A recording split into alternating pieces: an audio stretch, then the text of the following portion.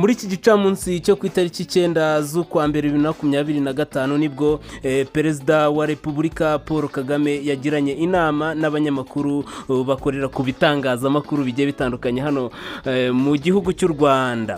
Reka rero tubagezeho uko iki gikorwa cyabaye cyangwa se iyi conference yabaye, ndetse tunababwire byinshi bigiye bitandukanye, aho uyu muyobozi w'igihugu yagiye asubiza ibibazo yagiye abazwa n'abanyamakuru bagiye batandukanye.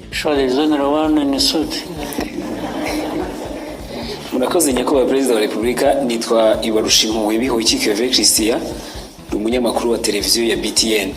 Ukwezi kwa karindwi umwaka ushize habayeho gahunda yo gufunga insengero zitarajuje ibisabwa. Izo bitakundaga zirasenywa, ariko hari izindi zasabwe kugira ibyo zuzuza. Hashize amezi 6 bavuga yuko hari ibyo basabwe kuzuza. Bagize bati mutubwirire umubyeyi yongera dutumeho za ntumwa zize zurebe ibyo twasabwe kuzuza ko twabikoze, twongere tube twafungurirwa. Ikindi, hari abasore n'abakobwa hano hanze hano tujya tuganira no ku mbuga nkoranyambaga, bavuga yuko gushaka cyangwa se kubaka ingo bigorana kubera ubushobozi n'ibindi babona bishobora kubatera ubwoba. Ndagira ngo muze kugira ubutumwa mu bagenera by'umwihariko ku buryo umuntu ashobora gutinda gushaka avuga ati ndi gushaka ubushobozi, ingaruka bishobora kubyagira nibihe. Murakoze nyakubahwa perezida wa Repubulika.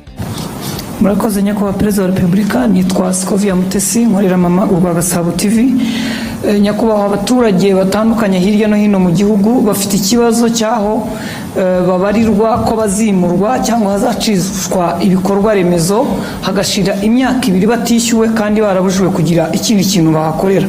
Ibyo bisa na kimwe naho bacisha imihanda mu butaka bw'abantu ntibabahingurane, bakavuga ngo cyari igikorwa remezo bigahwaniramo cyangwa bigahwana n'icyo gikorwa remezo. Ikindi ni kijyanye nuko amafaranga y'amanyamahanga, urugero nk'amadolari, amazu menshi y'ubucuruzi mu mujyi wa Kigali n'ahandi mu mijyi itandukanye barishyuza amadolari aho kwishyuza mu manyarwanda. Abanyarwanda bamwe bacuruza bakavuga ko bibahendesha kuko babarira amafaranga y'amanyamahanga mu yabo.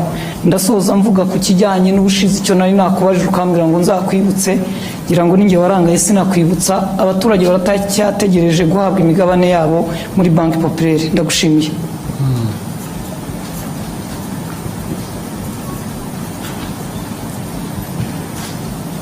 Urumva ko namwe mwibagirwa rero burya ntabwo ari twe gusa.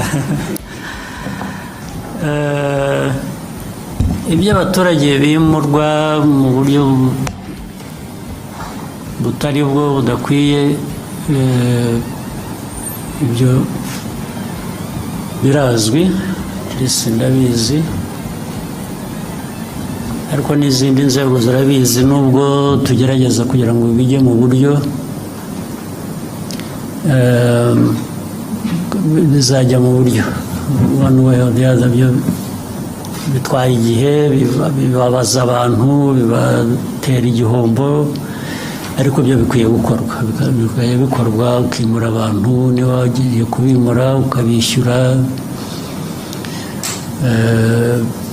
Ariko ibyo ntabwo ari ibyo gusa, wenda icyo bibagiye kuvuga, hari impande nyinshi.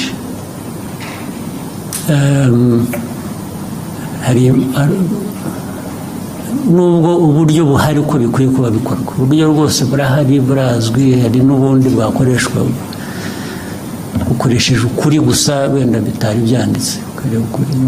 Urugero, icya mbere ni abimurwa cyangwa abazimurwa bashaka kugira ngo abe ari bo bagena igiciro cy'ibyo bazishyurwa, valuation y'aho bagiye kuva n'amafaranga bagomba kubishyura. Ubundi hari uburyo bikorwa bitagendeye kuri leta cyangwa bitagendeye ku muturage, bigendeye kuri bushingira ku impamvu zizwe. Icyo urumva ntabwo giturutse ku nzego za leta, giturutse ku bimurwa. Icya kabiri, hari ahantu abantu bamenya mbere y'uko hari ahantu ubundi hadakwiye kuba haturwa cyangwa aho batuye abantu bazimurwa kubera igikorwa cy'inyungu rusange rw'igihugu, noneho babimenya biri mu nzira y'ibikorwa bakajya kuhatura cyangwa bakajya kuhagura kugira ngo bazishyurwe. hari ababa basanzwe rero bahatuye ubu badafite n'icyaha, ntibahimutse, ntibahagiye mu buryo butari bwo, nta nubwo bagiye mu buryo bwo kuba aribo bagena igiciro cyo bari bwishyurwe. Ibyo nabo bakabigwamo bitewe n'imikorere mibi y'inzego zitandukanye. Ibyo birahari, inzego ziratandukanye nyinshi,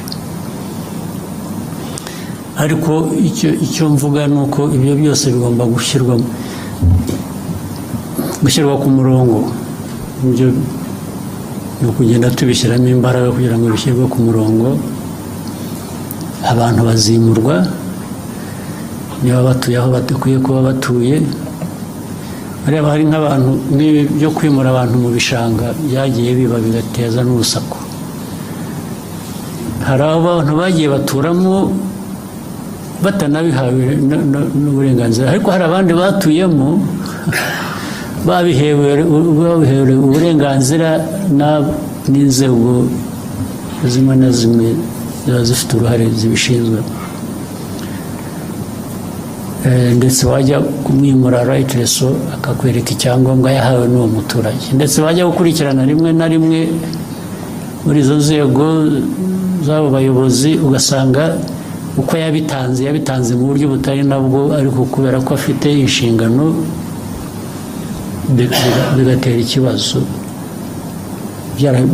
Baramuhaye amafaranga gusa akahatanga kandi atari ngombwa.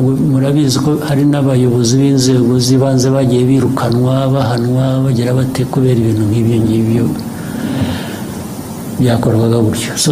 Birahari rero, birahari, ariko bigomba gushyirwa mu buryo abishyurwa badafite ikibazo bagomba kwishyurwa, ntabwo babashyira mu gutegereza igihe bibatera ikindi kibazo. Abakoze ibintu bitari byo nabwo bigomba gushakirwa umuti, nabwo bigashyirwa ku murongo. Niba ari uhanwa agahanwa, niba ari wishyurwa nawe wenda ku buryo bunamufasha ngo ushobore kujya ahandi, nabyo bigakorwa. Ibyo byo birakwiye, ntabwo numva twabitindaho. Ni ukureba gusa uko abantu babyihutisha kugira ngo bireke guhora ari ntabwo ari aba bantu baba bikoreye umuzigo gusa, na leta ikwiye kuba iyobora mu bintu bizima, nayo ikwiye kuba yivanaho uwo muzigo yikoreza. Icya kabiri cy'abantu bishyura cyangwa bishyurwa mu mafaranga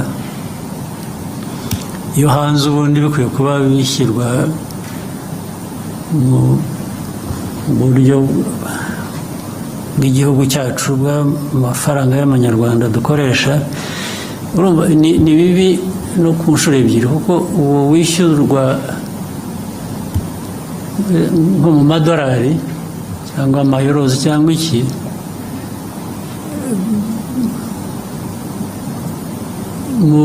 mu matakisi ntabwo yishyura mu madolari, yishyura mu manyarwanda. Ntabwo ari byo. Ntabwo uwo muntu ushyiraho ko agomba kwishyurwa nka renti cyangwa iki mu madolari, nawe aba akwiriye noneho kwishyura mu madolari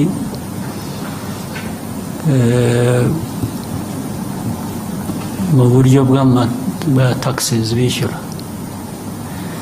Ariko ibyo byose ubundi bikwiye kuba bifite uburyo bikurikiranwaho. Iyo ni nko kwica amategeko, bishe amategeko bakabihanirwa. bitwara umwanya rero kuko abantu benshi babyumva uburyo butandukanye, niba udakurikije amategeko cyangwa nabo bafitemo inyungu, niyo mpamvu bitwara igihe, ariko ubundi umurongo urahari kandi twifuza ko ukwiye kuba ukurikizwa. Ndibwira ko aho tuvugira aha hari uburyo bubitekereza ushaka kubishyira ku murongo.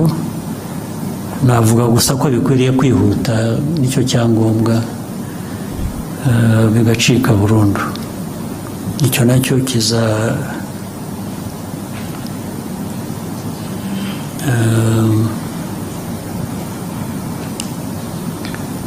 numva bizatungana.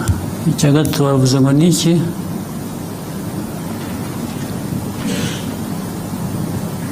ni abaturage bari bafite imigabane muri banki populaire.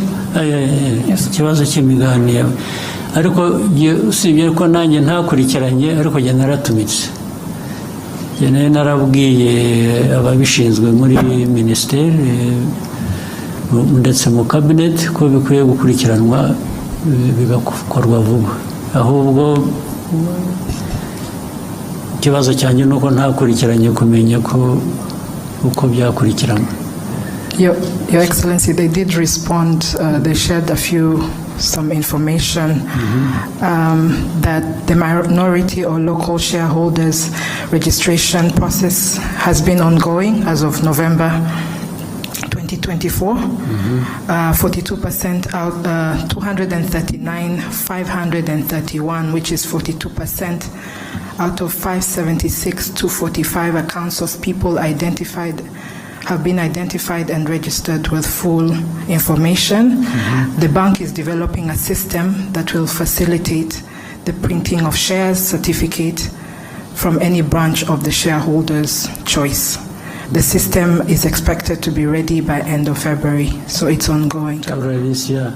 Yes, sir. So, urumva sinakurikiranye ngo nanjye bambwira ibyakozwe, ariko byo naratumitse burya.